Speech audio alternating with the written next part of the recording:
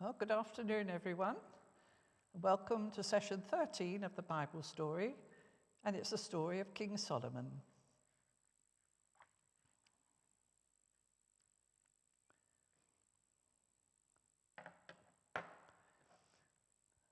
Good afternoon to all of you here and to all of you who are watching elsewhere.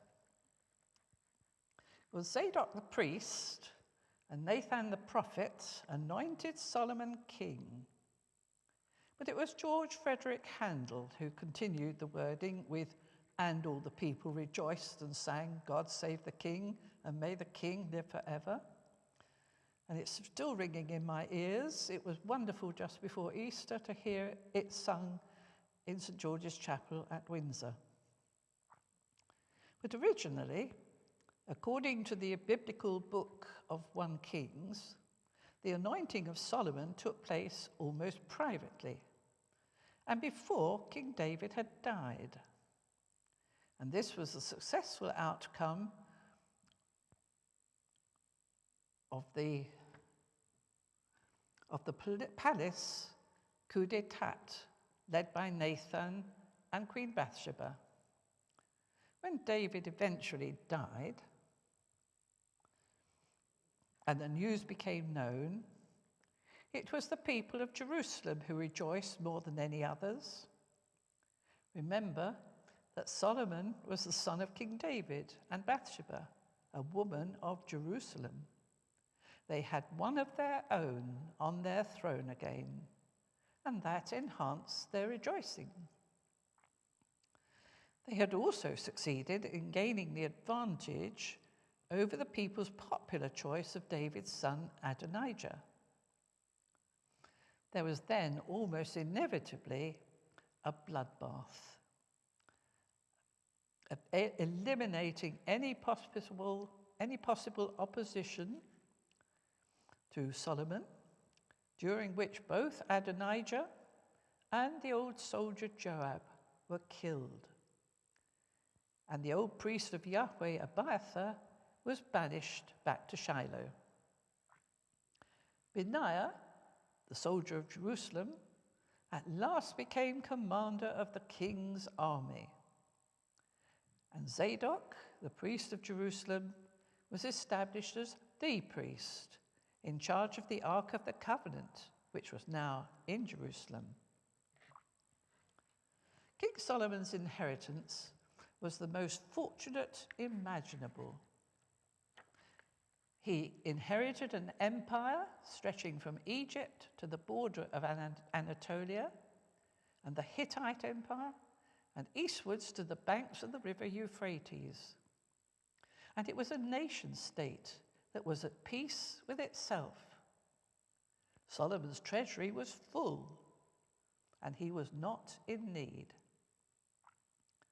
The people of Israelite origins were content too, not only because King David had transformed them into a nation state with a ready-made, efficient, and well-organized capital city. Remember his spectacular conquest of Jerusalem?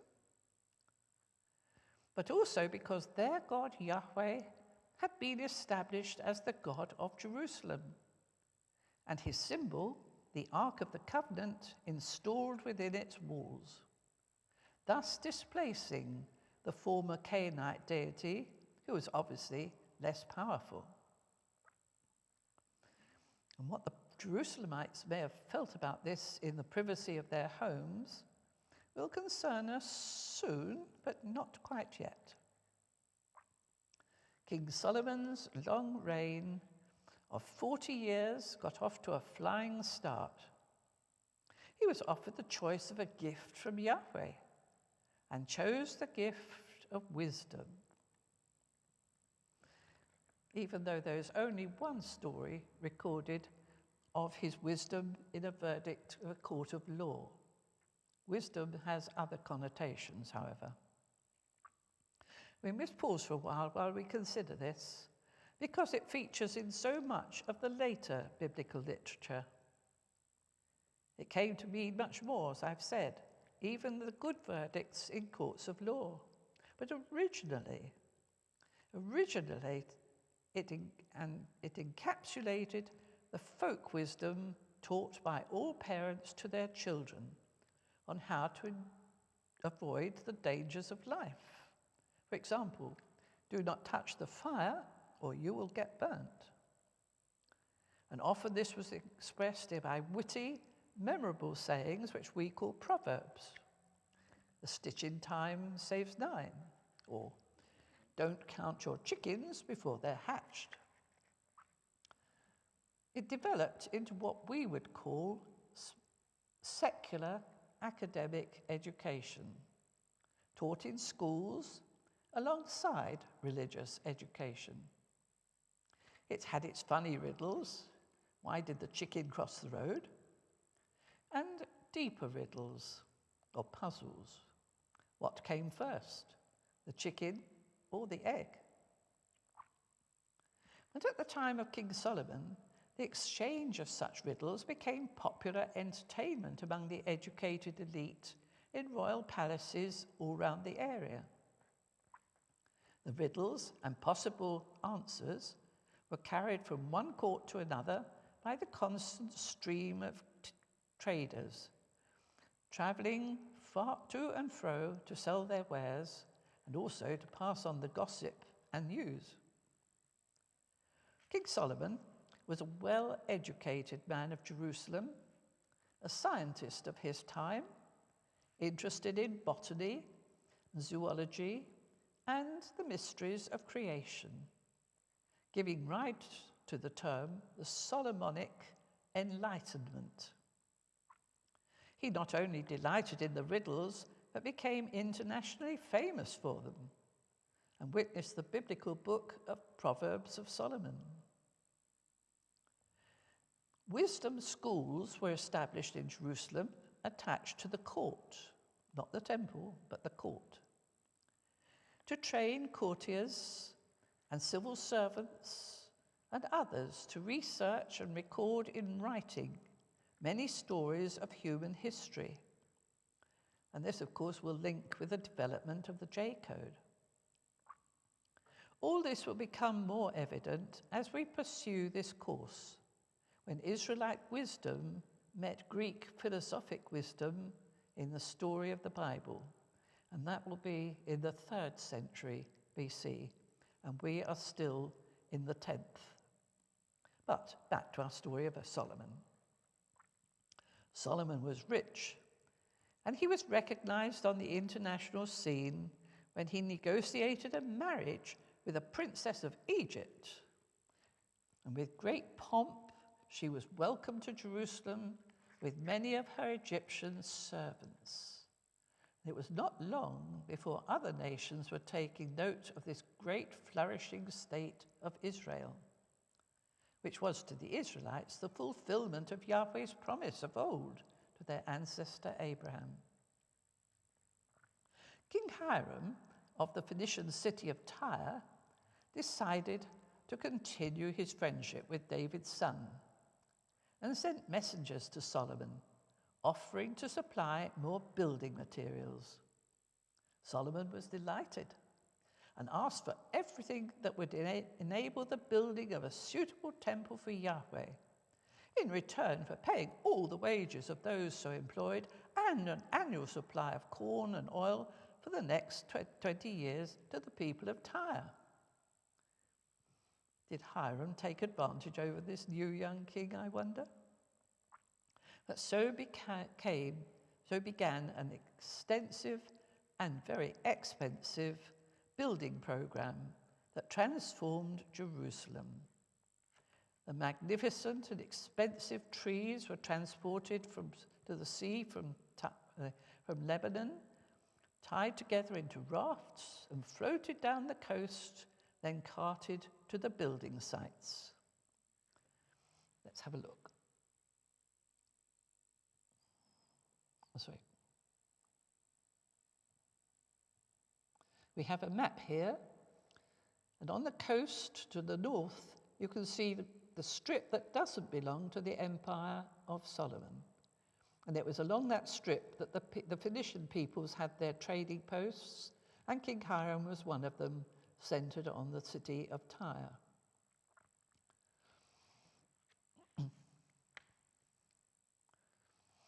To the delight of the biblical writers, Solomon ordered the building of the first royal temple of Yahweh. Now, this was built on the original threshing floor that David had bought. In this map, the city of Jerusalem is at the far left, on what was the crag of the city that was almost impregnable. But the threshing floor was down the valley in between and up the next mountain, which was believed to be Mount Moriah. The threshing floor was at the top. So the first builders of the new temple had to fill in the valley. So there's a lot of work to be done before it could start. And the threshing floor itself was enlarged and built up again with very strong foundations. But in the end, people could move from the city of David, right down on the left-hand side, through the filled-in valleys to the Temple Mount. And if you go there today, I mean, it's just a long street that takes you from one end to the other. Well, the first royal temple was going to be built. The later Deuteronomic writers eulogize Solomon for this in 1 Kings chapters 6, 7, and 8. But the original had been rather different. No temples to Yahweh had ever been built before, so there was no established pattern to follow. And from the description given, the finished building resembled a typical Canaanite temple, built by the architects and builders from Tyre. It had a ground plan similar to many found in that part of the world, for example, that found at Hazor in Egypt, where visitors today can wander through and visit almost a similar temple to that of Solomon. It has a long, narrow central building. Let's look at the next pictures.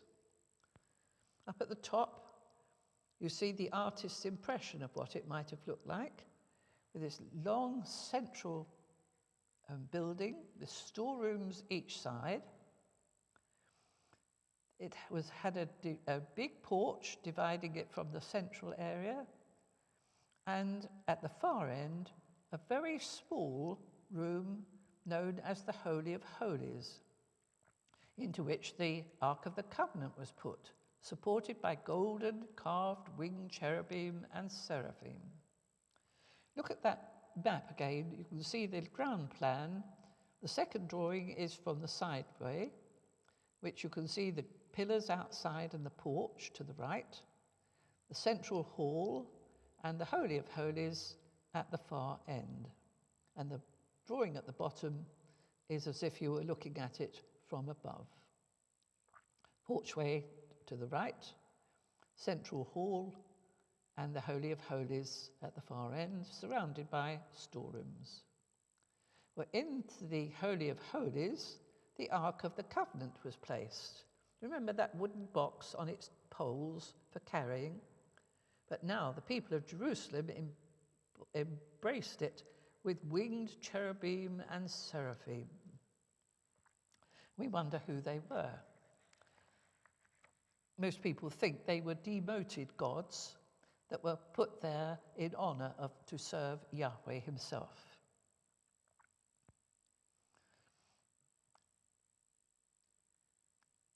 If you go to the British Museum, you'll wander through street after street from the old Middle East, where these winged beings were on display on walls, quite terrifying sometimes in their hugeness.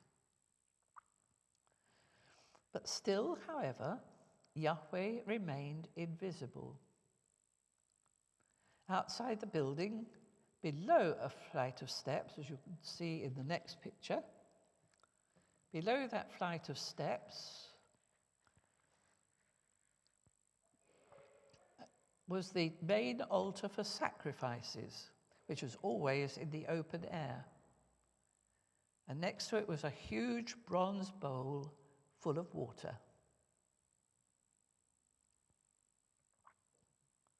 In fact, this was a royal state chapel, very similar to the Canaanite system, attached to the king's court, with Solomon himself as a priest king in Canaanite style.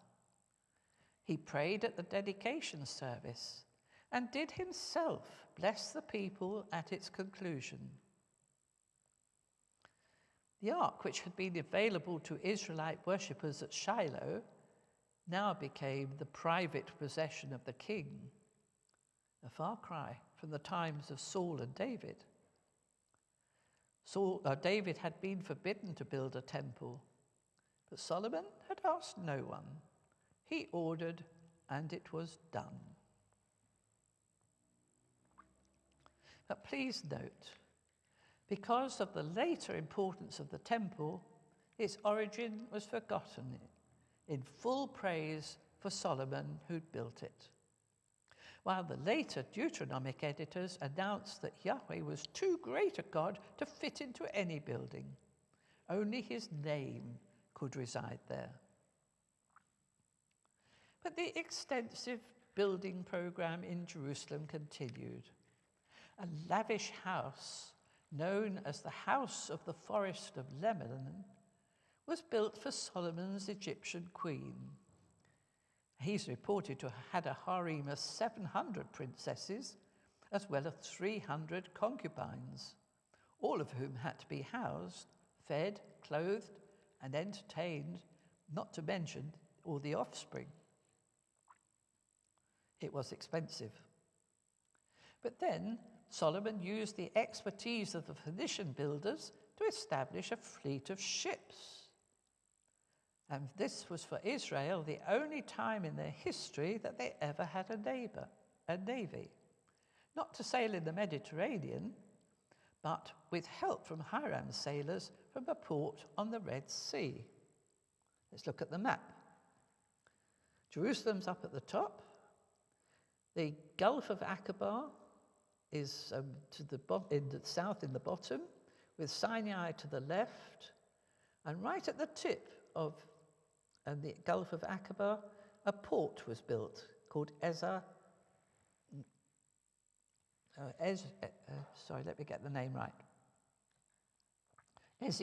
Geber. And if you travel in that part of the world today, it still is a very big port city. But it had access via the Gulf of Aqaba and the Red Sea out to the east. And this navy, built by Hiram for Solomon, used to take journeys lasting 3 years, eventually returning from Ophir, which we think is India, with exotic cargoes, including ivory and peacocks. And much more gold was also acquired for Solomon. Here you can see the sort of ships they would have had, with sail and slaves to row. They would have gone, by sail when possible, but 3 years it took before they came back with all their treasures. He also made much money from horse trading, charging import and export taxes on the lucrative sales of horses, which were always much in demand, and he fortified many towns along the trading routes near the coast for their safety. And here you can see the fortifications that the archaeologists tell us date from the time of Solomon. So big building going on there. Fortifications of the towns along the coastal strip. And at Megiddo, they think they found a pattern of the stables in which the horses would have been kept. The most recent account I read, though, this was questioned. Was this just a collection of storerooms? We don't know for certain, but anyway, part of the big buildings by Solomon at Megiddo. But Solomon's reign was certainly one of great splendor, and its highlight was the state visit of the Queen of Sheba, possibly coming from Ethiopia. She came in person, probably as a trade mission, and we're told asking hard questions, possibly because he was avoiding her taxes with his sailing ships, bypassing Africa. Or were the hard questions part of the exchange of riddles, wisdom style? She certainly was entertained lavishly in Jerusalem. Big presents were exchanged, and she, we're told, was overwhelmed by all she experienced there. And I quote, of his wisdom, the food on his table, the seating of his officials, and the attendance of his servants. Their clothing, his valets, and the offerings he made in the temple, and there was no more spirit left in her. A cryptic comment is made, and I quote, that Solomon gave her every desire that she expressed. And the question is, was it sexual? Certainly the royal kings and emperors of Ethiopia, even to the last one, Haile Selassie, in the 20th century, always claimed their descent came from King Solomon. Well, all this splendor was costly and ongoing. At first, all was well. As time went by, cracks began to develop and fester. First of all, Benaiah was not the soldier that old Joab had been. His army was all that could be desired for splendor, with flags, processions, and grand uniforms, etc., for grand state occasions. But gradually, as in the far-flung territories, there was revolt, and they, like Damascus in the north, Edom in the south, the people began to fight for their independence. And Benaiah's army proved inadequate to meet their challenge, and they lost time and time again. Each failure, of course, reduced the incoming tribute for Solomon's treasury, until the eventual result began to be obvious, that Solomon was facing the threat of bankruptcy. Even King Hiram complained that he'd not received his contracted payments and claimed the towns of Galilee for himself. But secondly, the provisioning of all the food and other necessities for the court became a very heavy burden. It had been established that a tradition that each of 12 areas in the kingdom would supply all the needs of the court for 1 month in each year. But this became a greater burden to the needs as the needs increased more and more, and even this was compounded by the third issue. Because thirdly, Solomon's extensive building program had demanded a very large number of builders, not to mention quarrymen to fill in those valleys outside Jerusalem. And these workers were raised by this dreaded system of forced labor, by which the people were summoned to work for the king for 1 month in every 3. Solomon's kingdom had become a police state. This demand alone made havoc with the demands of farmers, struggling to supply food for the royal household, and even for themselves. Because if the workmen were away during the planting season or at harvest time, the farmers were in great difficulty. Well, if Solomon was aware of all this, he didn't seem to care, being the autocratic monarch he had become. It was the original Israelites who were suffering most, not the citizens of Jerusalem. Inevitably, as this long reign continued, it was the Israelites who felt hard done by and began to be restless. At last, a leader emerged. It was Jeroboam, son of Nebat, from the northern tribe of Ephraim. He'd been in the king's service and risen to great heights. He was, in fact, in charge of the forced labor program. But he knew at first hand what cost this was to the country folk. Thoughts of rebellion came to him in the person of Ahijah, a prophet of Yahweh from Shiloh. He met Jerusalem going along a road in the middle of nowhere and acted out his prophecy for Jeroboam. He took a coat and tore it into 12 pieces.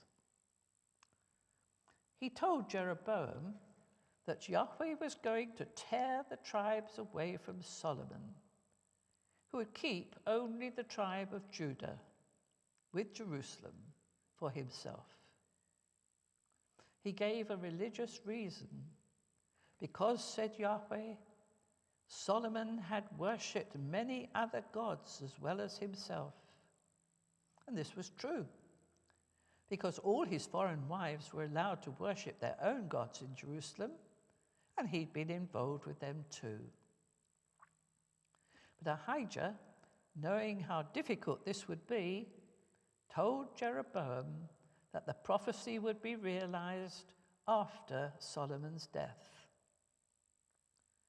We do not know how Solomon became aware of Jeroboam as a troublemaker, as we are told merely that Solomon sought to kill him. Jeroboam fled to Egypt, where he stayed until Solomon had died. But after a long reign of 40 years, during which the kingdom of David had created reached the unimaginable heights of splendor, it began to decline from within. It continued, held together by force in a police state, but when Solomon died, as he eventually did, changes would be inevitable. Solomon's legacy to Yahweh's people was the establishment of the temple in Jerusalem. It remained the central feature of the Yahweh religion, with all the priestly trappings in support of it. It was the temple of splendor for the next 1,000 years, and its memory lives on even today in the hearts of all Jews.